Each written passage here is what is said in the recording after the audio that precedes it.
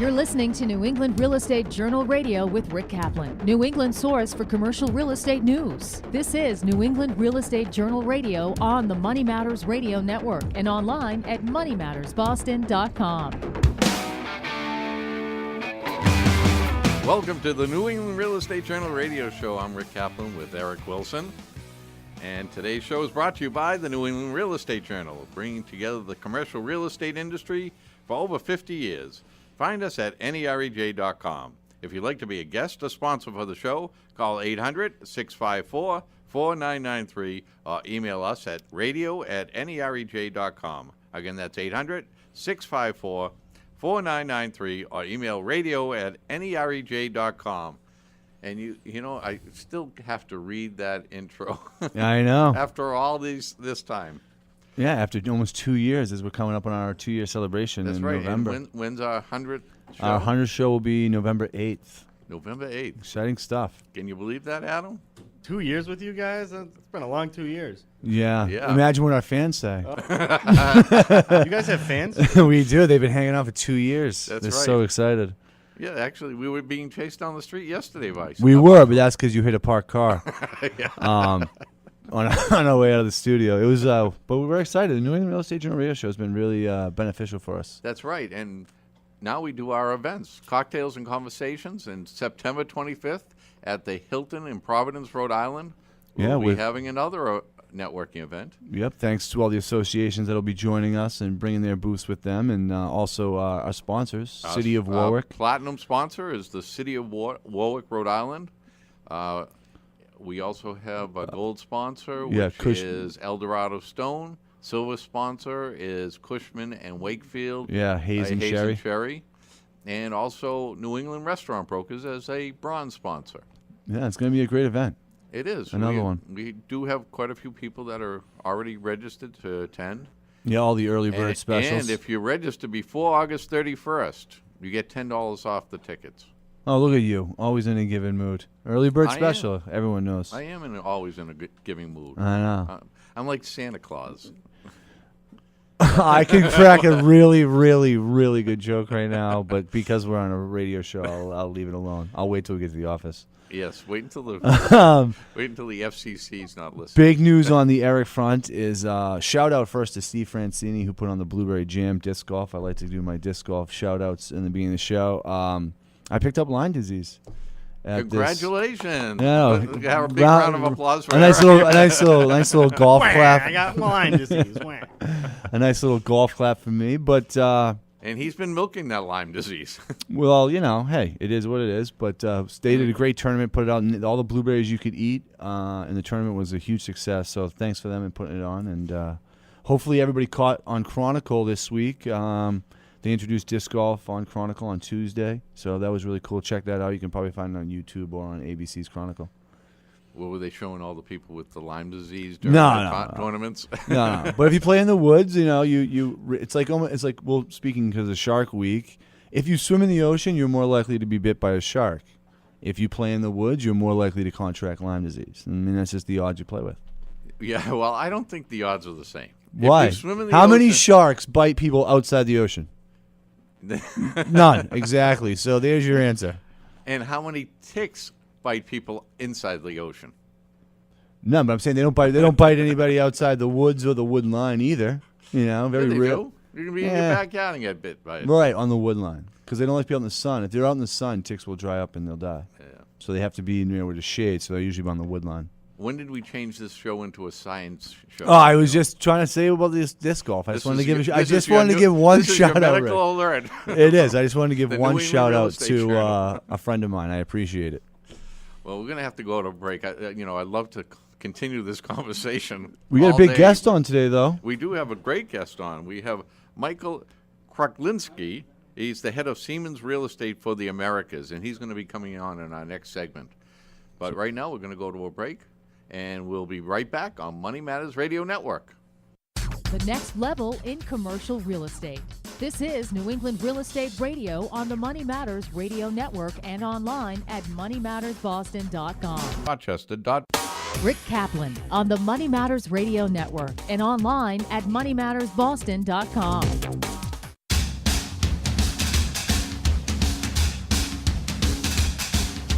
We're back on New England Real Estate Journal Radio. I'm Rick Kaplan with Eric Wilson, and we have on the phone with us Michael Kruklinski, head of Siemens Real Estate for the Americas. Good morning, Michael. Good morning.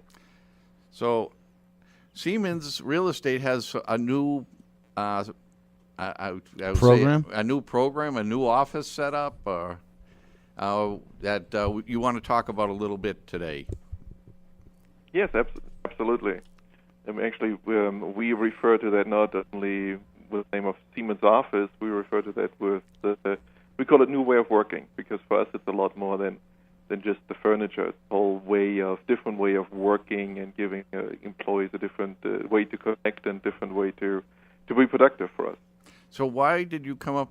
Was there a reason to come up with a new way of having workers set up like this? I think it's a combination. You see people to work very differently. The millenniums, or the people coming out of college now, whatever you want to label, you want to attach to them. That's one thing.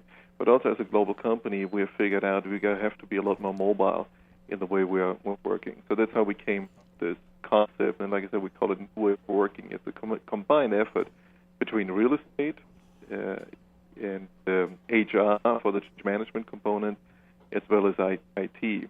And it gives a lot of advantages, makes you more attractive as an employer and for retention purposes, but also I think makes it more attractive. And it has a little bit of a cost component too, because we can implement a desk sharing here that just maximize space a little bit as well. But it's really the first components that drive this effort for us. Now, these workspaces in the new way of working program, they're open plan workspaces. And have you seen? What are the benefits of that? Just having an open space, other than the millennials and the mobility. Yeah, one of the advantages is we see a lot more teamwork, more collaboration taking place. We actually have one site in Buenos Aires where we implemented this. This was one of our first sites where we implemented this, and they actually measured how the email traffic went down. If I remember that right, it was like 25-30% drop in internal email traffic, because you don't have to write an email anymore. You see the person, you hear what's talked about, or you can just communicate that way with people, and that's definitely also an increase in productivity, and people see what's going on. But at the same time, as you're doing these open spaces, what we also find is very important is that you do give space for people to have a private, confidential phone conversation, where you do give people the chance and the space for a quick ad hoc meeting. And so we have some lessons learned really around that as well, how much you need and how to go about that. That's kind of different than what you hear nowadays. Because of the digital age and electronic age, you find more and more people not communicating with face-to-face conversation. More of people are going email or texting. Everything's done through an electronic communication, and you're going the opposite way. Well, we're still obviously using email and using all that kind of technology, if not in the same office. But what I'm saying is what we measured in this specific site, where you had people were sitting cubicle away from each other, an office away, and they would email. They don't do that anymore. So that internal email traffic, we have been able to reduce that. It's just something that we found that is taking place.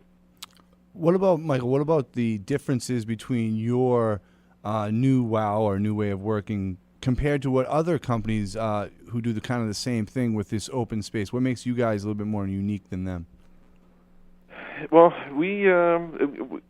I actually took a look too at some Silicon Valley companies, or companies on the West Coast, and some other companies, and found that a lot of the things we're doing is we're a little bit off the head of the curve for some of these more the traditional companies that we would typically compare ourselves to by implementing these kinds of concepts.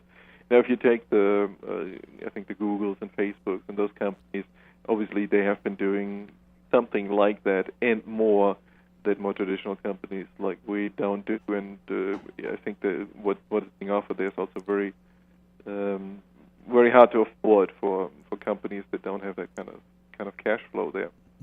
But from a more traditional company like we are, we feel like we are really at the leading edge when it comes to implementing this, as we have compared ourselves to these other companies.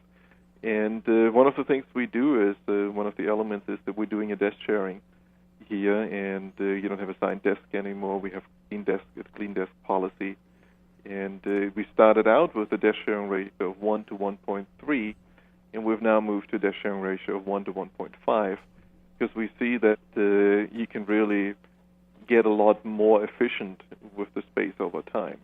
But we also moved from a one-size-fits-all in this desk sharing to really more of a customized approach. And what I mean by that is we really look at the job families that are at a specific site. There is the need for some people to work at a specific desk. If you need 4 computer screens and 2 servers and a special data line, you can't just sit anywhere. You have to have an assigned seat, and you also can't do that remotely.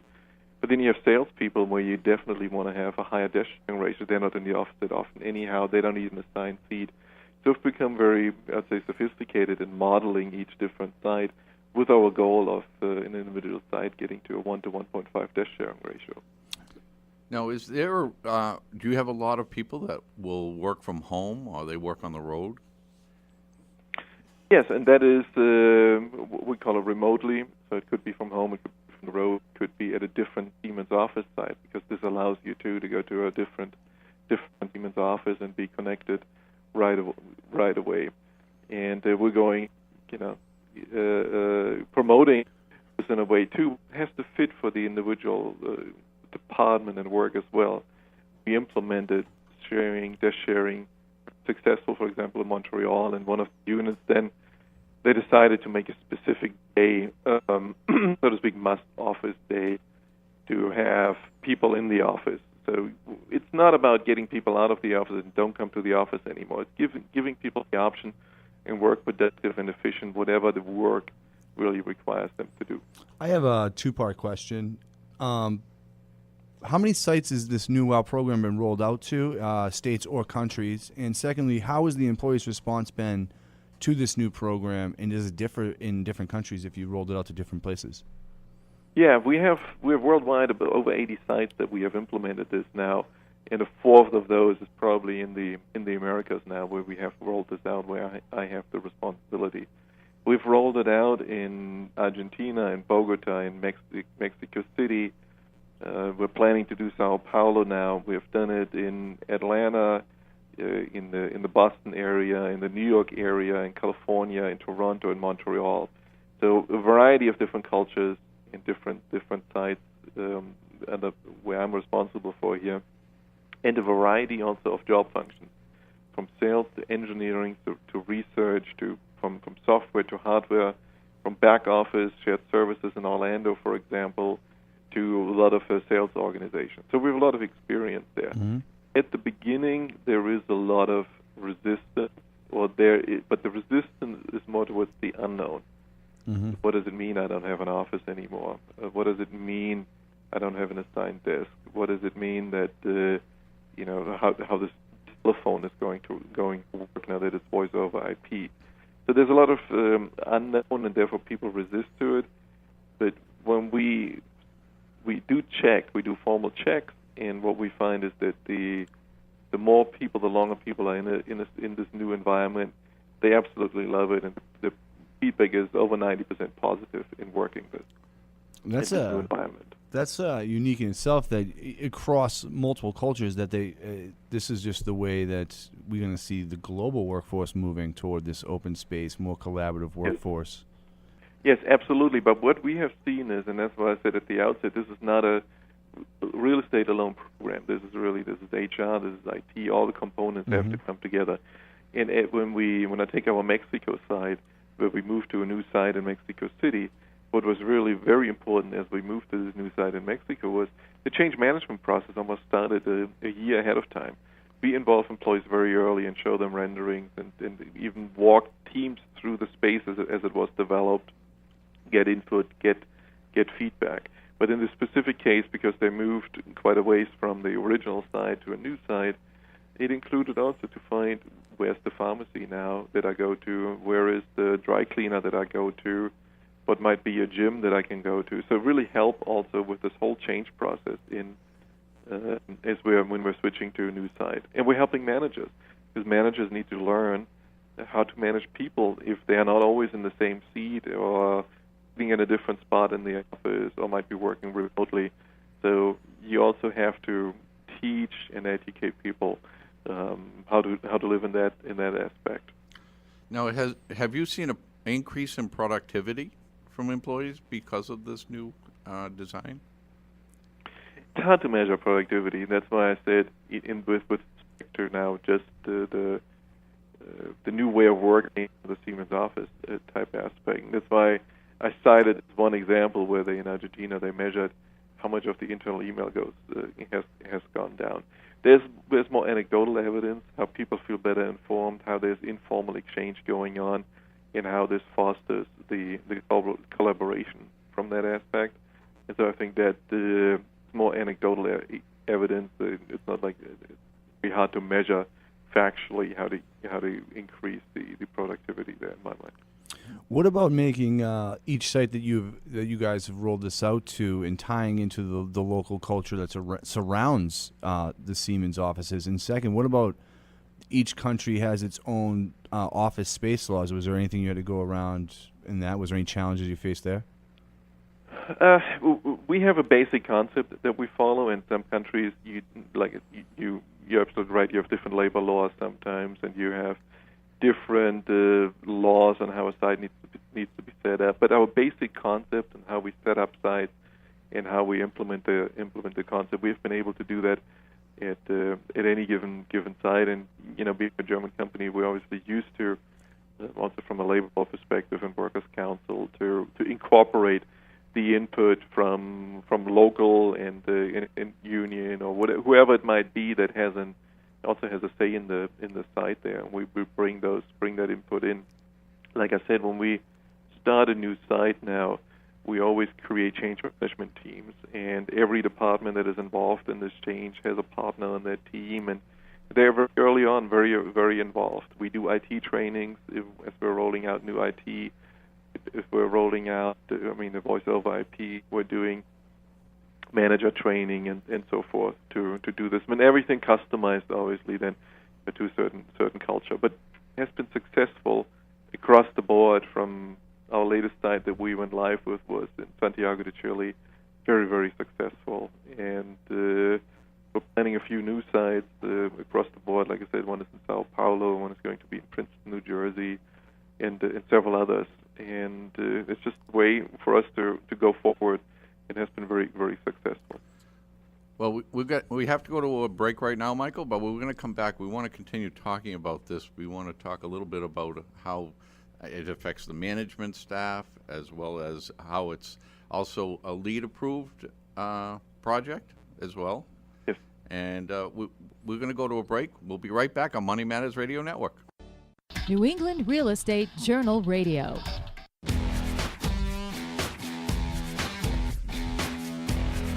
And we're back on New England Real Estate Journal Radio. I'm Rick Kaplan with Eric Wilson, and we have on the phone with us Michael Kruklinski. He's the head of Siemens Real Estate of the Americas, and we're talking about their new office program, or new way of working. New way of working, and you call it New Wows.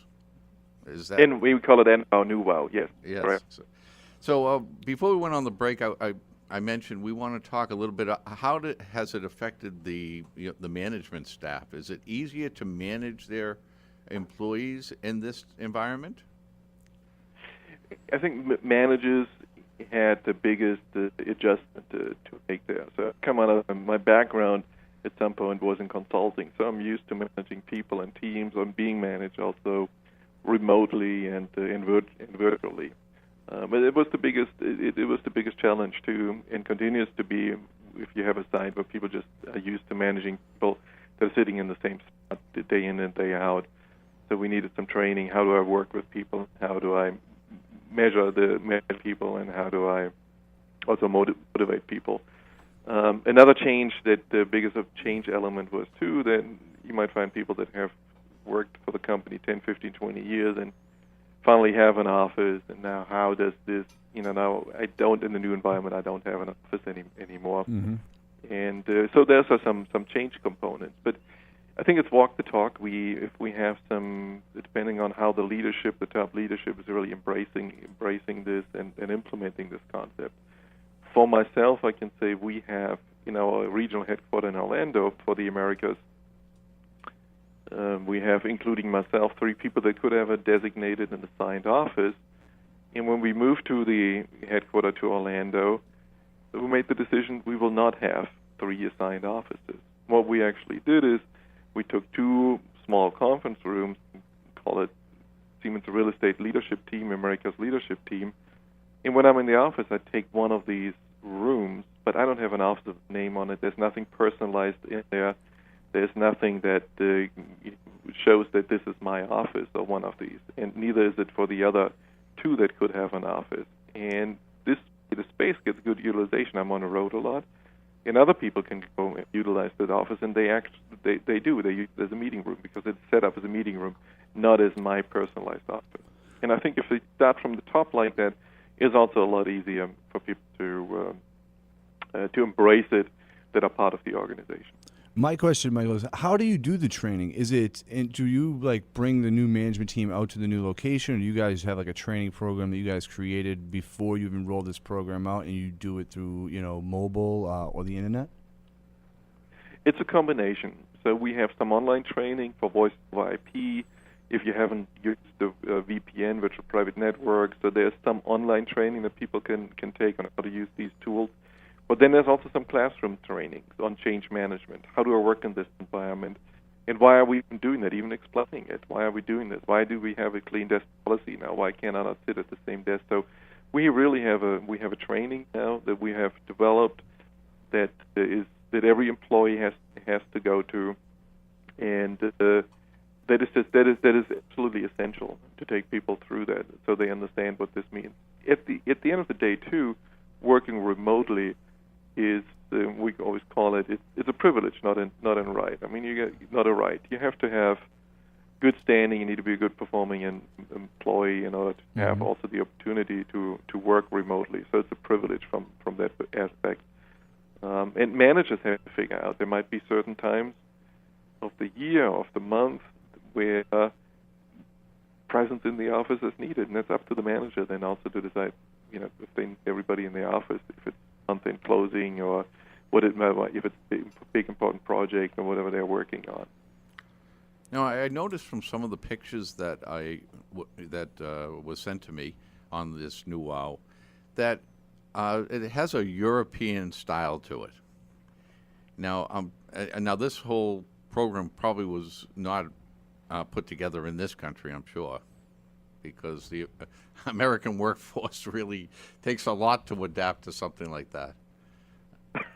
But everybody praises what some of the Silicon Valley companies do. I can tell by that laugh that you probably we have run into that already. No, I think it's an interesting observation. But on the one hand, you think this is a European invention, but then when you look at Silicon Valley, all these companies that are getting a lot of praise about the design,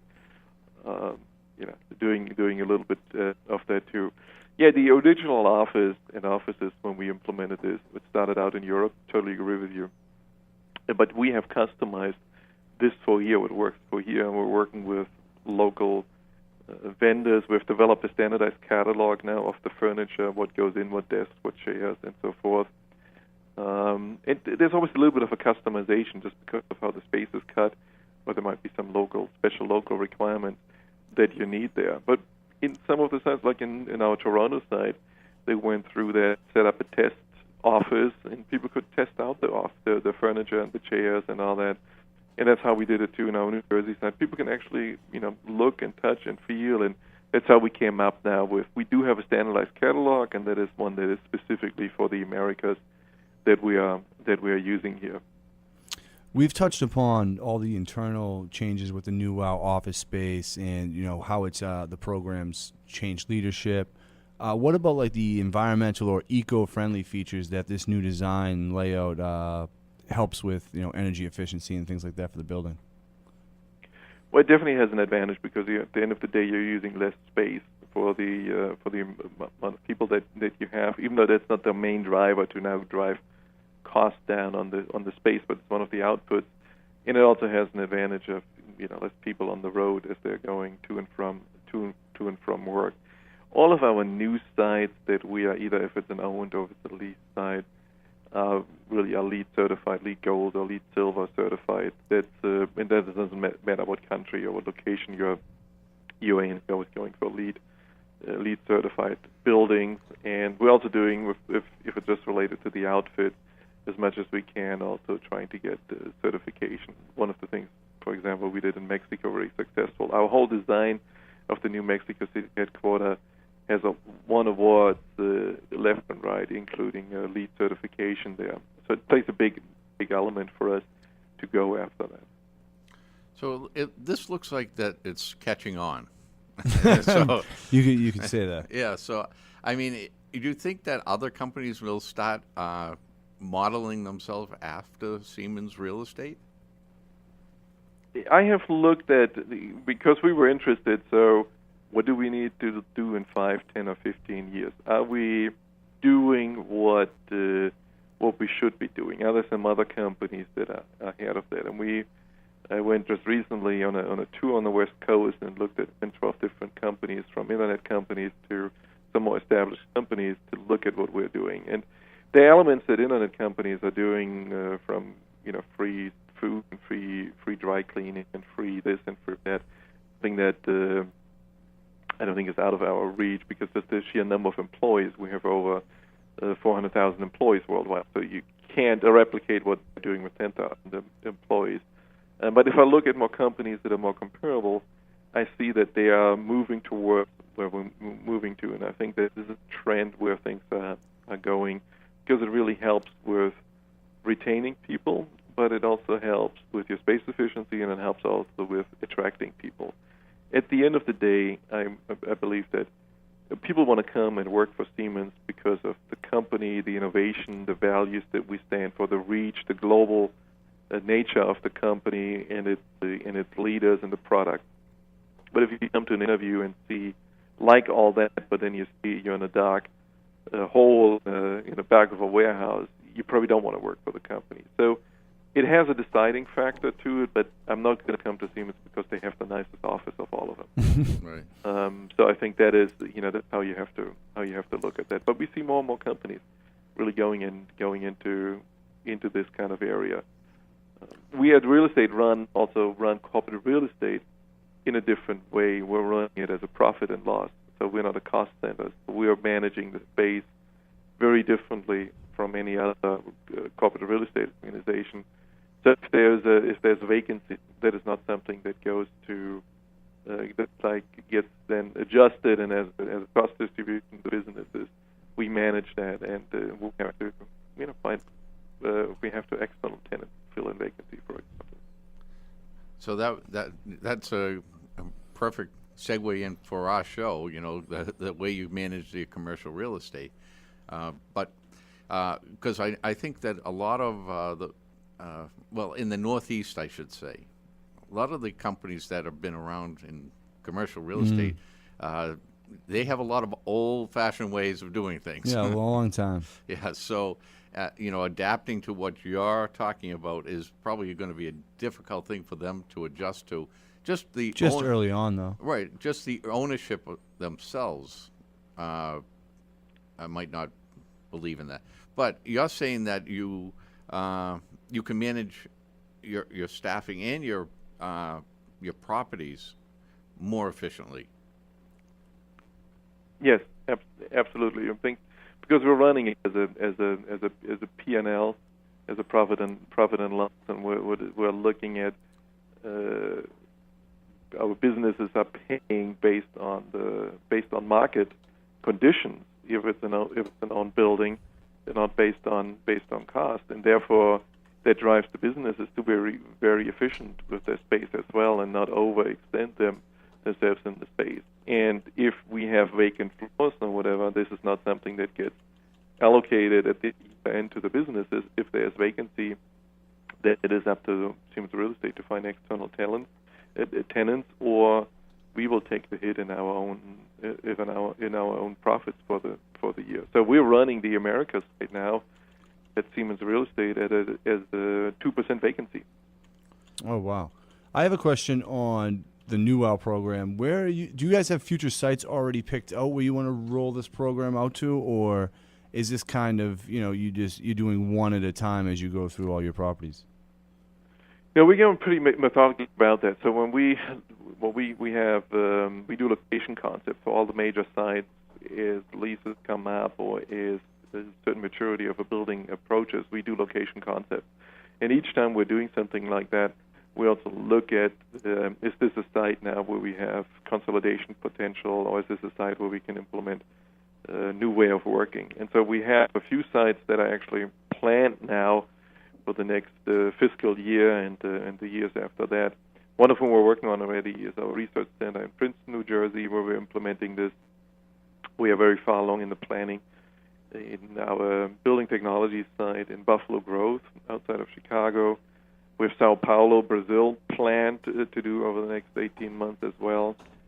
We're looking at a new site in Houston where we will implement this model as well. We're looking at Lima, Peru, as one of the sites where we will implement this.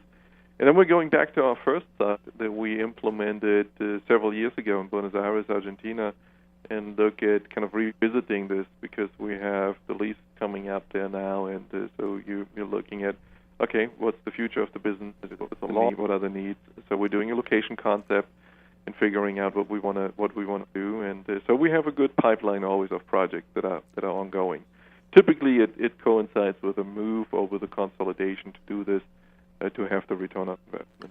So you actually have an ongoing process to adjust your business to the business environment that's going on at the time.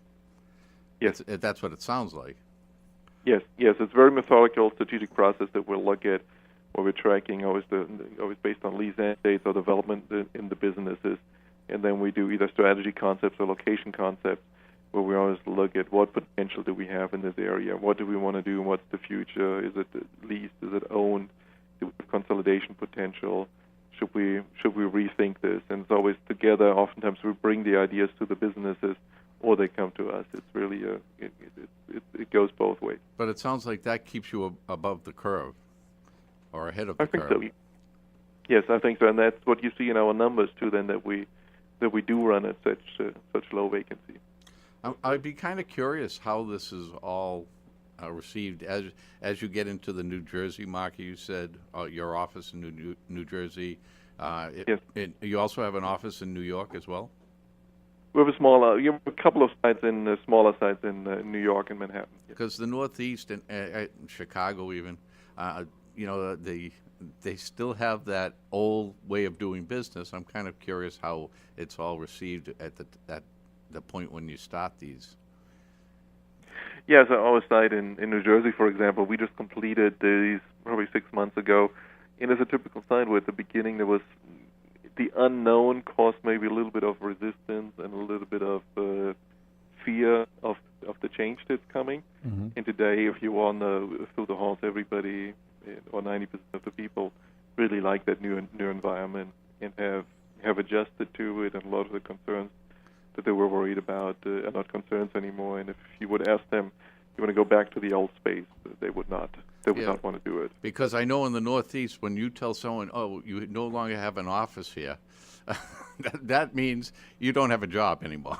Yeah. What about what about food? I know this is a weird thing to bring up, but do you have food court? About eating food at your desk? I know you have a clean desk policy. What about when sharing desks? People who eat food next to it, maybe crumbs on the floor, things like that. Yeah, we changed that to we have always on the floors now. We incorporated larger kitchen areas so people could eat there. Mm-hmm. And we actually discourage and don't want people to eat because of the desk sharing policy.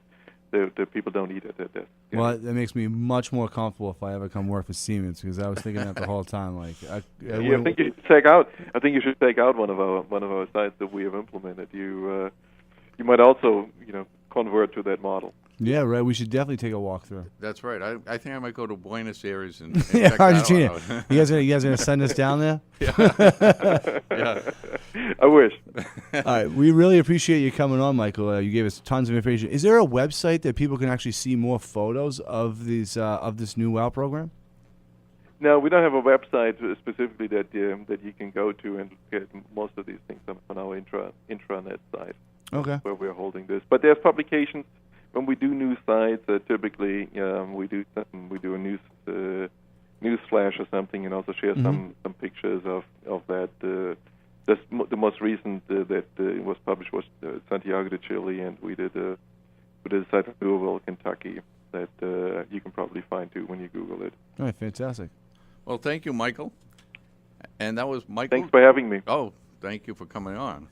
That was Michael Kruklinski, head of Siemens Real Estate for the Americas, and talking about the new WOW Office program.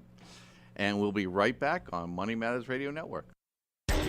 Rick Kaplan and Eric Wilson, right here on the Money Matters Radio Network and online.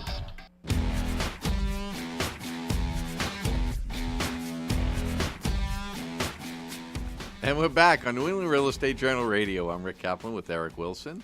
And we just had Michael Kruklinski, the head of Siemens Real Estate for the Americas, and he had some interesting concepts at the Siemens Real Estate. Yeah, this new WOW program is really cool. I'm a big fan of the open spaces to begin with, and I like what they're doing and trying to be more efficient with space, and also looking to incorporate some of the things that the millennials, this new generation of this new workforce generation that's coming in, really likes. And it's almost like, I look at it like kind of like the cafe library cross. You know, where we used to go to college and you'd sit at the big long table and you'd do collaborative study. Well, you have the teamwork, which comes into play, which is very important in a workforce. It is. You want to work with a good team. If everyone's an individual, right? You know, it makes it kind of you have a lot of riff-raff office politics that take place that go on. Right. So the teamwork is a good idea, and I also like that it's a clean look. Right. You know, so when you go there, it's not like a dull environment that you're working in. So it's a nice, clean, bright atmosphere that you're going into every day. So it keeps you upbeat. Right. Yeah. Well, I think joining a team also, when you're going into one of these places, you look like, oh, yeah, I'm going to be joining a team. It's a much easier sale than, hey, you're going to go sit in this office and you're going to be, this is your job responsibilities. But, hey, you're going to join this team. These are team responsibilities. Even though you have your own individual responsibilities within that team, you're all, you don't feel fully accountable for everything as one individual, which I kind of like as well. Right. I mean, that's sort of like how we, as the New England Real Estate, Spit it out, Rick.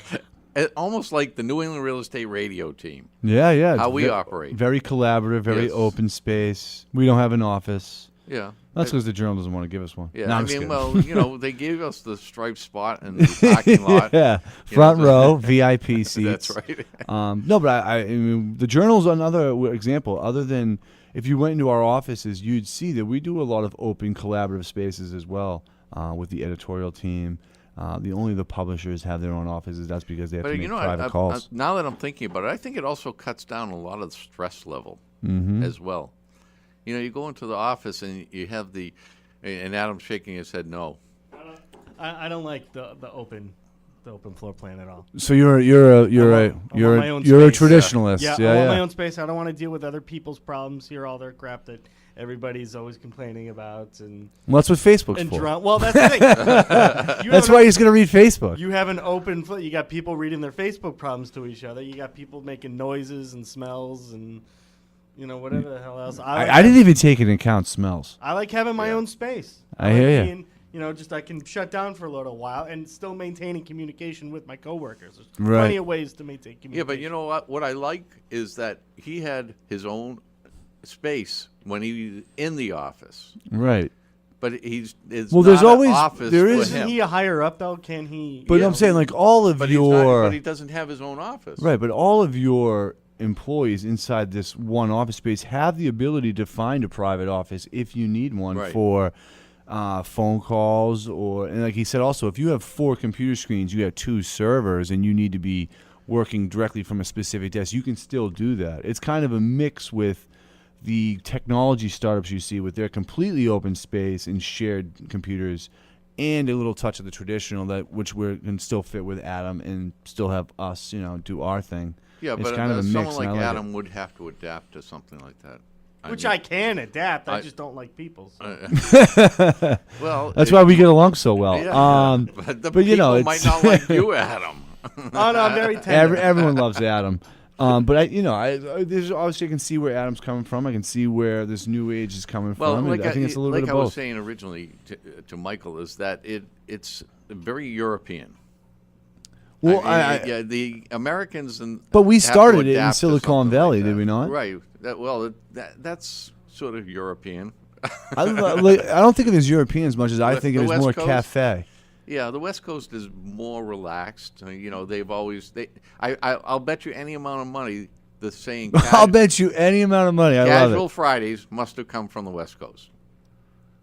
I don't know. That's a good Google right there. Yeah. Look it up. That's a fun fact. But I don't know where it's a a casual more Friday. casual atmosphere in their workplace, and it's always been. Well, I think that also that's another one of those things that could be a bonus, and it also could be. I understand the appearance. The better you feel about yourself and the way you look, the better you go to work every day. The better you feel about your job, and the harder you work.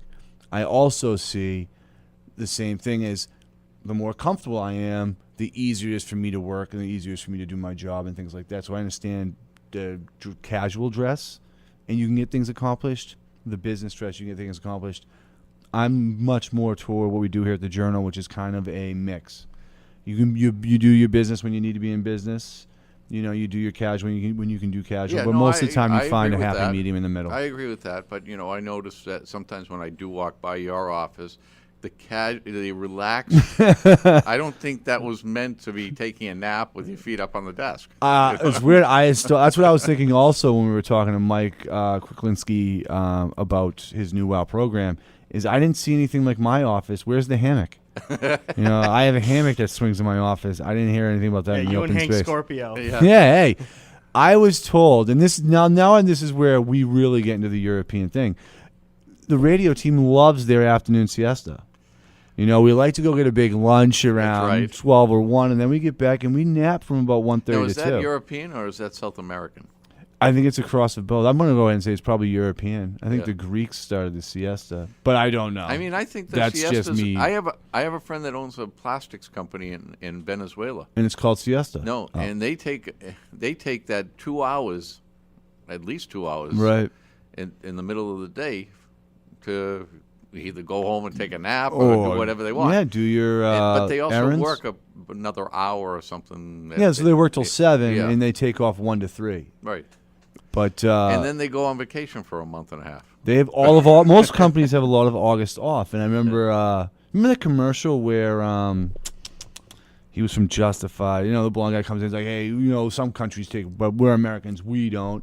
I got the new car, I got the new house and all that. And I find it really funny that, that's our commercial, and people love that commercial. They love the idea that we don't take time off, that we only get 2 weeks vacation, and we work extremely hard here in America. People take But pride I think in that might help having the team. Mm. When Yeah, you're a lot working of- with the yeah, team, you share responsibilities. Right. You don't have.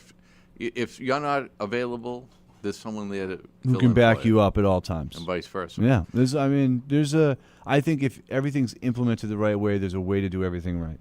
So that could cut down on the work hours for employees. Mm-hmm. So they don't have to work 60, 70 hours a week. We should have asked him this question. Now, because he's tied into all the different cultures, does some of his employees in, say, Germany have a siesta, whereas in, like, New Jersey they wouldn't?